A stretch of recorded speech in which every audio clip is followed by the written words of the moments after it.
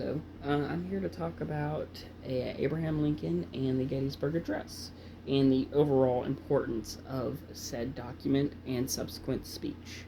So, the Gettysburg Address was written November 19th, 1863, at Gettysburg, Pennsylvania. Now, this is an address given during the fight between the North, or the Union as it was called, and the South, or the Confederacy. Now, this is important because both sides have different ideologies. Now, the North, or the Union, wanted new infrastructure, it wanted new government, it wanted a fight for democracy, it wanted equality, and it wanted subsequent laws to, reflect their people.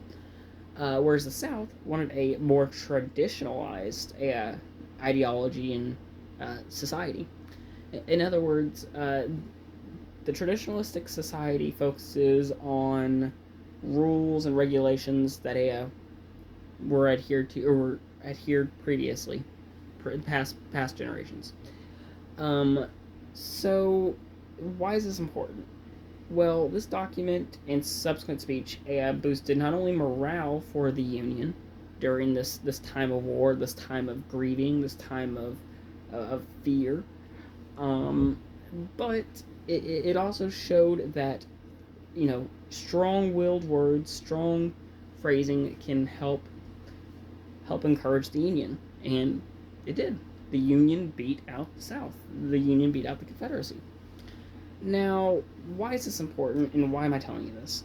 Well, I'm telling particularly two individuals, mainly historians, but also individuals who just want to get to know more about the American Civil War, which occurred circa April 12th, 1861 to April 9th, 1865.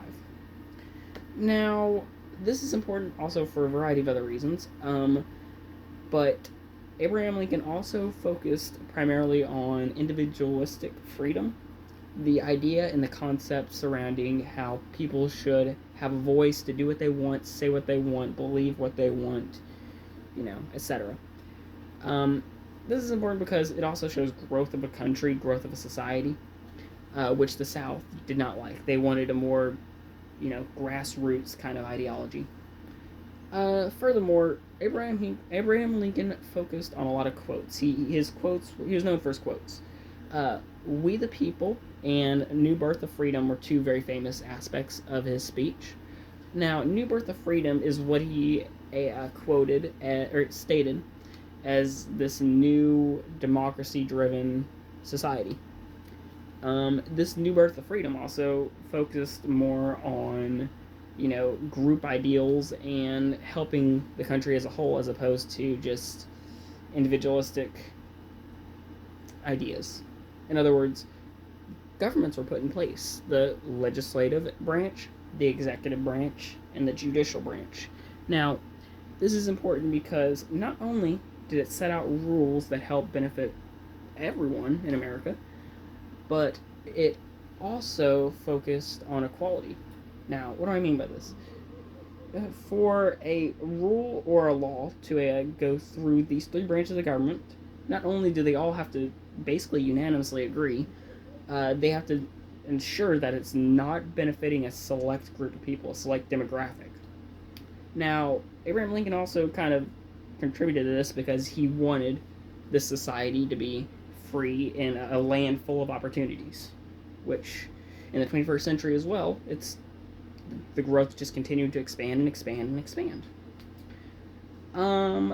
Furthermore, this document is also a way to honor Western culture, particularly death culture, or a society where they take the individuals who passed away during the time of war, during the time of conflict, and they hold their name in a legacy. Basically, they state that, okay, well, this person died not just because just for themselves, for a soulless act, but they died for the country. They died for a society that's blooming. This type of honor culture is also present in like holidays. Like President's Day is a good example. So President's Day focuses on how we should honor Abraham Lincoln, George Washington, Henry Hoover, all the U.S. presidents.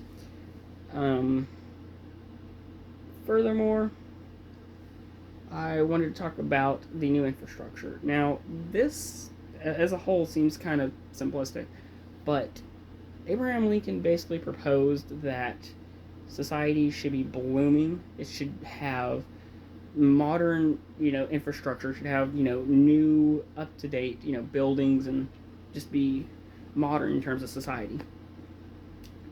Which we can see that in the 21st century, that it's only rapidly expanded from there on. Basically, the whole gist of the Gettysburg Address was not only to boost morale for the Union, or the North, but also to talk about individualistic freedom and how individuals should have the right to choose, what they want to eat, sleep, stay wherever they want, etc. They have the freedom to do basically what they want. In addition to this, it also focused on new rules kind of centered around a democracy, centered around a big, large government, which I'm all for. And all overall, this document served as a way for people to feel as though they had hope. The Union, they were losing a lot of people, same with the South, but this speech given by Abraham Lincoln really put them over the top in terms of, I want to do this, I want to do what's good for the country, I want to do what's right for society, I want to do what's right for the growth of a nation. Now, I would also like to show my visual aid, which I will do right now. Here's my visual aid. Feel free to pause it if you need it. Okie dokie. And my second visual aid is this. Now, this is important because it shows the emotion that Abraham Lincoln was trying to go through. He was a pacifist, but he was very emotional. He was very gung-ho about this document and these ideas, which I believe he executed, in a great way. He hit the society's blooming. It's more diverse. It's more of a unique society as opposed to a more traditionalistic society, as previously alluded to, for the Confederacy.